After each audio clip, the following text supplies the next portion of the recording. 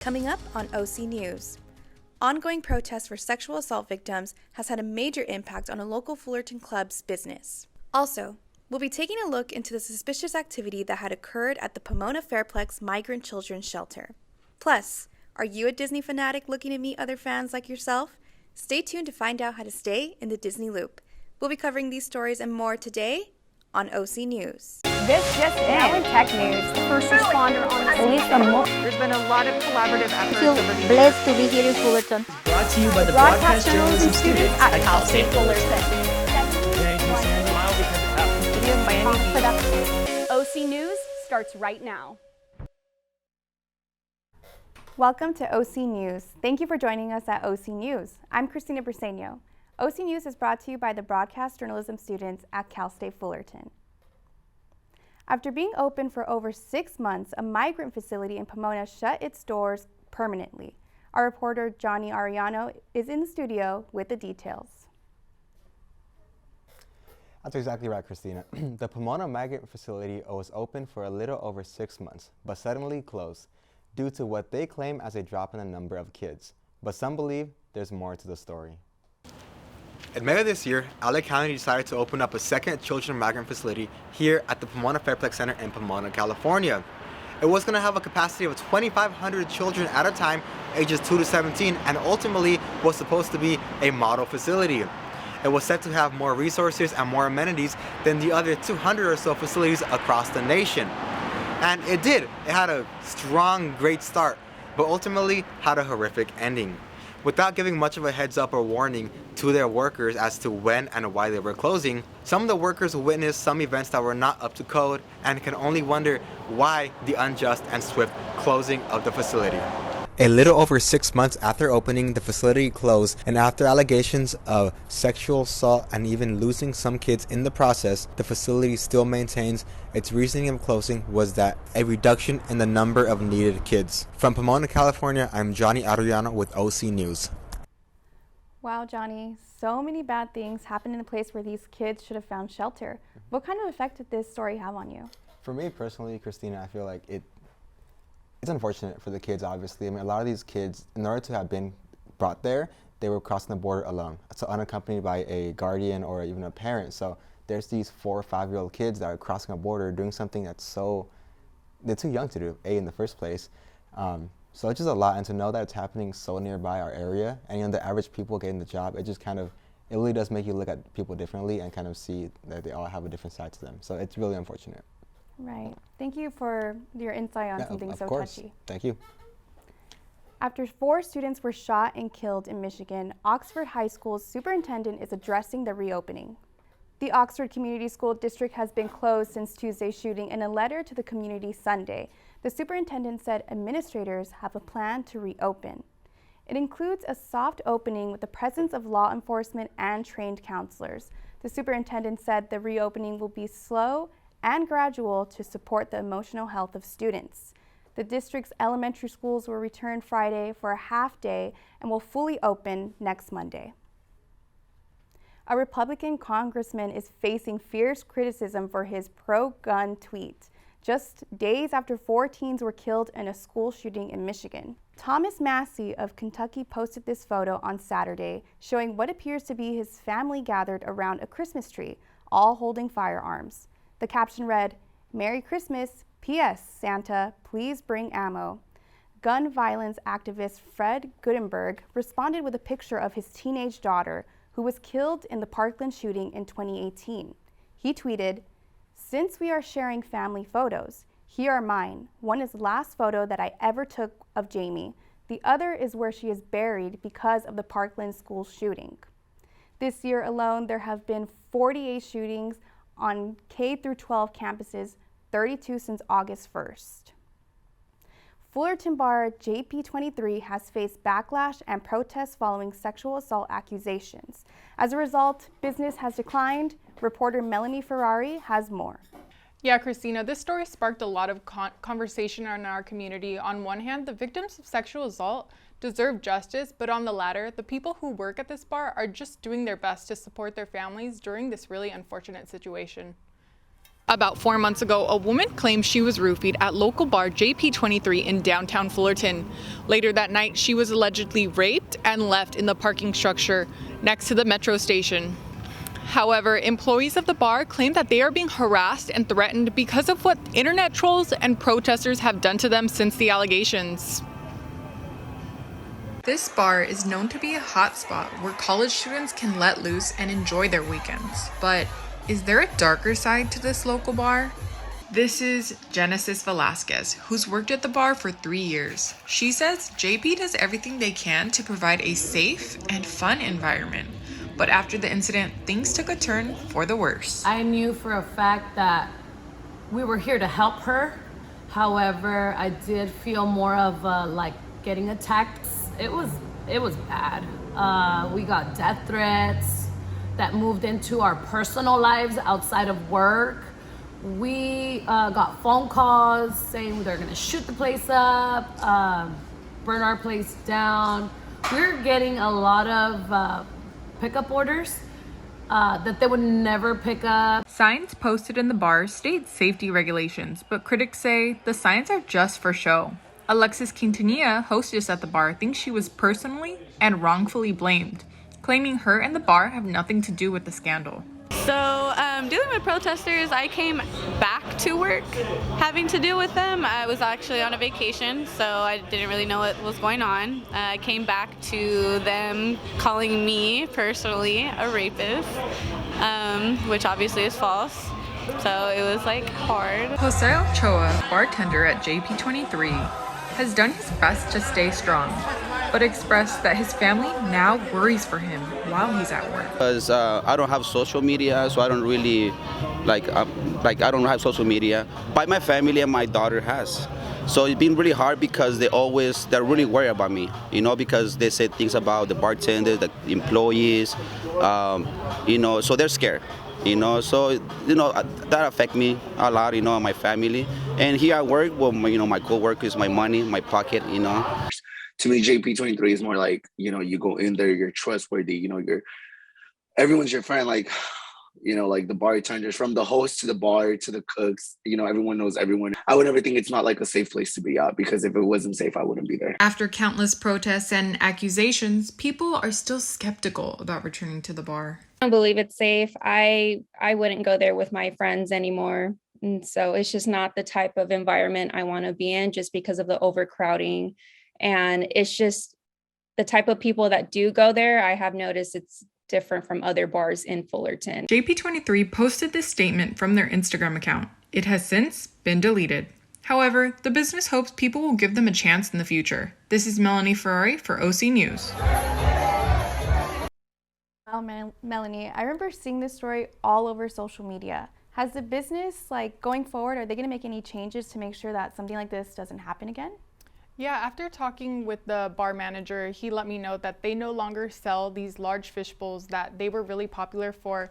They only sell small versions of that now, and they're also really concerned with serving people the proper amount. It's a bar, so they do want people to have a good time, but safety is most important to them, and especially with serious situations like this, they don't want it to happen again. Right. Thank you so much, Melanie. When OC News returns, the Omicron variant is causing new travel restrictions. With just weeks until Christmas, airport regulations are getting stricter. Plus, find out how people are shopping for the holidays this year with the ongoing pandemic.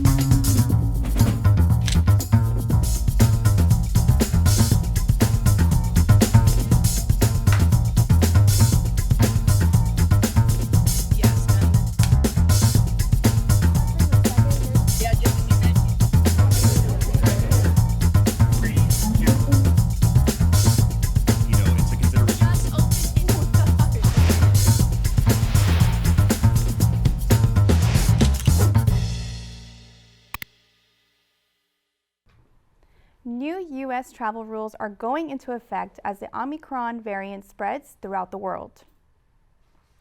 New stricter travel rules start today. For passengers coming into the United States, all travelers must have a negative COVID-19 test 1 day before departure.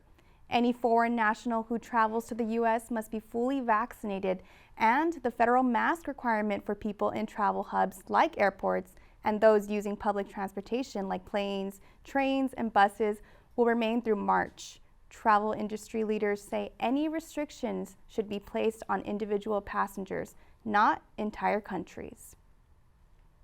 We need to figure out how to balance not only the economy and the health concerns simultaneously, but we also need to think about making sure that we can still welcome international travelers here to the U.S. Again, we come to the holiday season, and unlike last year, in-person shopping will be a bit more normal. Johnny Ariano was in Long Beach to check on the holiday shopping scene. It's that time of year again. It's the holiday season, and though that may mean family, friends, and good times, it also means a lot of shopping and a lot of expenses. I'm here in Long Beach, California at the Long Beach outlet, the Pike Long Beach outlets, and though Long Beach may have a lot of beautiful spaces such as the beach itself, the Queen Mary, downtown Long Beach, so on and so forth, the Pike does bring in a lot of consumers and customers. I'm going to be here today to talk to customers about A, how they feel about shopping while COVID is still a thing, and B, how to shop to get back into the swing of things for this holiday season. Though the outlets have been open for quite a while now, it is now just starting to get packed again as the holiday season approaches and people are scrambling to get gifts for Christmas. Among the influx of people is Marina Duong, who not only gets to see the big crowds every day, but also gets time to enjoy the new experiences that the holiday season brings. Yeah, there actually has been a lot of people. Like last weekend, it was really crowded. I feel like people are more laid back now. As Marina put it, people are more laid back now. But despite them being able to go out and see people in public situations now, people are still timid because COVID is still very well a thing. I've noticed that people are still like a little like scared of COVID because there's a lot of people who actually come around and ask for masks. One shopper who actually works at a hospital setting believes she has an idea that stores can use that will limit the number of COVID cases this holiday season. I haven't really been shopping, it's all been online just because I work in a hospital setting and I see how COVID is, but just like limiting people in the store again, just like not letting everybody in at once, just like 30 people in, you know, and like timing them so it won't take forever for them to shop. Whether you decide to shop in-store or online, Emmanuel Roscoe believes he has an option for you to save a few bucks. Oh, coupons, getting the Delios, seeing them on site. Despite Christmas and holiday season, the Pike is expected to run under normal holiday hours. From Fullerton, California, I'm Johnny Ariano with OC News. A San Diego-based apparel company with the intention to not only sell their brand, but give back to the kids in their community is a story worth hearing. And I had the pleasure of talking to the owner myself. What's up, everybody? Just wanted to shout out to the brand, everyone in the chat that's here today. Meet Calais Ornelas of Escondido, California, and the founder of Moke Apparel. Calais founded his clothing brand back in 2018, along with his longtime friend Tony Pata and Tony's brother JP. Ornelas says moke is a Hawaiian term for beach bum in the surf community. However, when it comes to his brand, it has a different meaning with much more significance. What we're trying to do is not sell what really moke is, but kind of what moke could mean to people, and it's just serving the community, serving the youth, just being there for other people, spreading the love, just something more of like what humans could do for each other. With every purchase of a shirt, Moke Apparel gives a child in need a free shirt. Ornelas recalls how he came up with this idea while working at the Boys and Girls Club. There was a point where I, as a branch manager, had to give out scholarships and sign off the scholarships for kids to attend the Boys and Girls Club after school. And there was one little girl in particular that she wore the same outfit every day. And we thought, us as the staff thought it was just her favorite outfit because some little girls and boys are like that. And in time, we eventually asked her, like, why are you wearing the shirt all the time? And she said that's all she ever had because it started appearing like it was too small. And that's when we just realized, as the Moke Apparel side, who's been heavily tied to the Boys and Girls Club throughout my time there, that there's a lot more kids out there like this.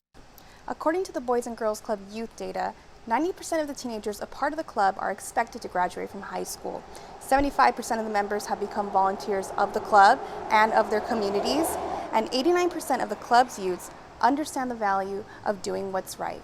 And leaders like Calais make sure every one of these kids feels important. Close to each other, be friendly to each other, be nice, and that everyone knows, you can come to the MOC community, you're accepted. We want you there. We want to know who you are and how you are. 9-year-old Julian Richardson is an example of what MOC Apparel does for its community and supporters. I just got really excited and happy. They were really awesome, and I can't believe I just got them for free. I'm just yeah. From Escondido, California, this is Cristina Briseño for OC News. Calais continues to sport his MOC apparel and spread the message on how you too can give back to the Boys and Girls Club of the Escondido community. He also hopes to expand out of the San Diego area and in the future give back to many more communities in the LA area. When OC News returns, a Facebook group has helped to connect Disney singles across Orange County. Plus, MLB has officially entered into a lockout. Could this have an impact on the 2022 season?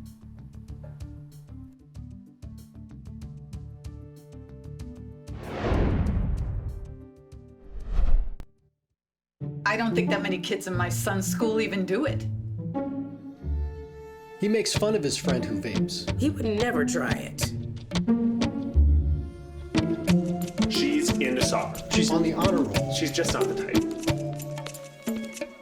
No way. No way. No way. No way, my kid would never vape. Get your head out of the cloud. Today, nearly 8,000 kids will start vaping. Maybe even yours. Learn about the dangers at talkaboutvaping.org.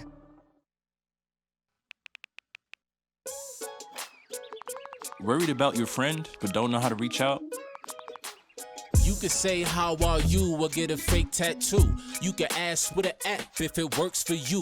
You could chat with them in VR, it's all good. If you think you should check in, yeah, you should. Whatever gets you talking. Reach out to a friend about their mental health. Whatever gets you talking. Learn how you can help at seizetheawkward.org. When you go to Disneyland, you usually go with your friends and family, right? Well, a bunch of Disney fans are now going solo. Jessica Gonzalez has the story.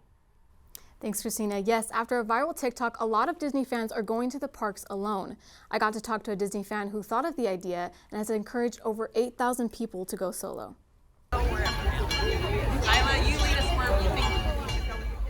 Every day, people come to Disneyland with family and friends.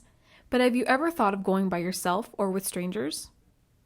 Content creator and Disney pass holder Jesse Garcia started posting his solo days at Disneyland on TikTok. His videos went viral, gaining him over 14,000 followers and almost 800,000 views. My video got for my solo Disney day was at least it reached almost 100,000. I did not expect any of it. At that time, Solo Disney Day, I only had 30 members, I would say. And one of my admins, he immediately texted me. He's like, Jesse, look on your TikTok, or look at Facebook. And I'm like, what is going on? And then so 50 pending requests, 60. After his video went viral, Jesse created a Facebook group for Disney fans to join called Disney Solo Days. When that did well, he created 8 other accounts, one for women only, men only, singles, mothers, content creators, Disney World fans, adults only, and for the LGBT community. Solo women's group admin Ryan Stone is from San Diego, but still wanted in on the community. I had randomly scrolled across Jesse's account on TikTok. It was in my For You page. I don't always go with my family. Sometimes I go by myself. And so I was like, this is a really good opportunity for me to make friends with people who can just come to the park, quickly and have someone to hang out with. When Jesse had mentioned he was going to be starting a women's only page, he had asked for admins. And so since I have an Instagram page and I'm really familiar with the park, I jumped right on that, was I'm more than happy to do that. One group member, Maggie Blanchard, is from Bakersfield, but has no problem making the commute to Disney. Growing up we would go to Disneyland like every month, every other month because we had annual passes anyway. So waking up at 5 a.m. to be in the car by 6 to be at Disneyland at 8, no problem. But the Key Pass went on sale on Wednesday. And then on Friday, I realized, oh, I have Monday and Tuesday off of work. I'm going to Disneyland because if I wait for somebody to go with me, I'm never going to go. So I'm just going to go by myself. I was like, I'm just going to have a blast. I can eat the snacks I want. I can go on the rides I want. Single rider line to the max. Jesse's small TikTok turned into a community of over 8,000 members and growing. I'm Jessica Gonzalez with OC News. What a fun story that fits so well with the holidays coming up. What made Jesse come up with this idea? So Jesse told me he's been a Disney fan ever since he was little. At Disney, it's always been part of his life. But when he got older, you know, he got busy, his friends got busy, he can't really go with anyone all of the time. So he started going alone, and he thought it was kind of fun. It also got a little bit of nerve-wracking for him, so he started posting saying, hey, I'm alone. If anyone here wants to come on a ride with me or come get food with me. And it just got really popular, went viral on TikTok. He has over 8,000 people that have his little group on Facebook. And they all go to the parks, they meet up with each other, they post about their solo days. It's a really big community, and they're all really cool people. You know what, I might just make a Facebook to check that page out. Thank you, Jessica. Today on campus, Cal State Fullerton is celebrating Las Posadas with a DJ, free food, and dancing. Las Posadas is popular in Mexican cultures and is used to commemorate the journey that Mary and Joseph made to give birth to baby Jesus. The event on campus begins at 5 p.m. Multiple Latinx clubs are inviting students to attend. Melanie Ferrari spoke to students earlier today. My name is Sergio Torres. I'm the financial coordinator for Mesa Cooperativa, and tonight we're celebrating Las Posadas. Posadas is a religious holiday where they go around to different houses and pretty much like hang out, say prayer, and also share food, which is something what we're doing today is we're having a little showcase of some of our clubs, and we're having like little workshops to kind of inform people about what the holiday is about, and we're also gonna have some tamales later, so we're also kind of keeping with the tradition, breaking bread with everyone here on campus. So here at Mesa, we're going to be designing some piñatas and drawing. We're collaborating with the Lambdas, and so I have some art for piñatas that we have, so you can come here and gather to draw whatever you want for your piñatas, and then be able to get tamales and champurrado as well. Hi, my name is Litzia. I'm setting up this beautiful offer for Mother Earth. The original name is Tlalmanali. It's an offer for Pachamama. Tlali is the Mother Earth. And for the 4 elements, the fire, the wind, the water, and earth, of course.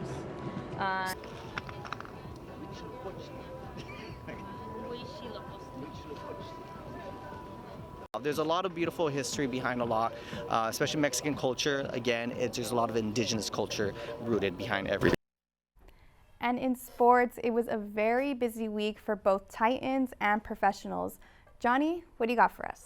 Yeah, exactly right. It was pretty busy, Christina. So last week, Major League Baseball and the MLB Players Association did not reach a deal on a new labor contract, sparking its first league lockout since 1990.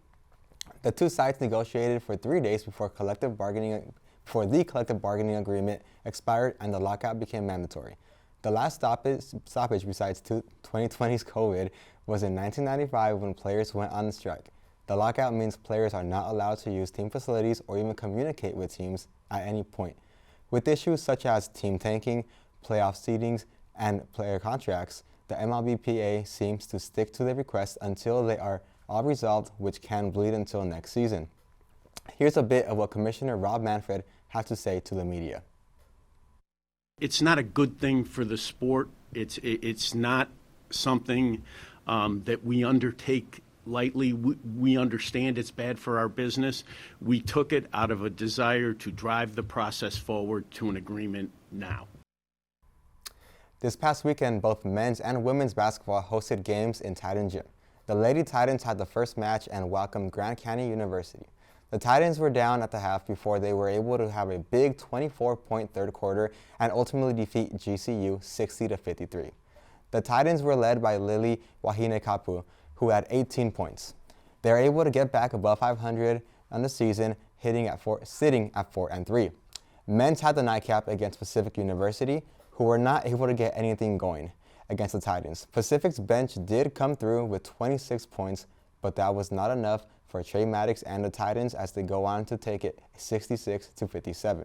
Maddox had his season high with 21 points, which was led with 5 threes, and that led the Titans to improve to 4-4 on the season in what will be a competitive Big West Conference. The iconic Staples Center is that much closer to being no more. Monday morning, construction crews were seen taking down exterior letters and signage that affiliate the arena with Staples. Last month, the cryptocurrency app bought the rights to the arena in what is the largest naming rights deal ever at $700 million over 20 years. Starting December 25th, the arena will be named Crypto.com Arena. That's all we have for sports tonight. Be sure to check back Wednesday for all your latest updates. Christina, I'm sending it back to you. Christmas brings out the holiday spirit in everyone, except for one creature. Well, now you can stay high above Whoville this holiday season. Located just outside of Boulder, Colorado, Dr. Seuss and a local vacation getaway have teamed up to provide a one-of-a-kind Christmas experience. This massive 5,700 square foot house is decorated just how the Grinch would like. Of course, there is no internet connection or Wi-Fi available, and the kitchen is stocked with the Grinch's favorite Who hash. Bookings are available from December 13th to 23rd. Thank you for joining us tonight on OC News. Our next newscast comes to you at 5 p.m. on Wednesday. For all the latest updates, subscribe to our YouTube page at Titan TV. From all of us at OC News, have a great night.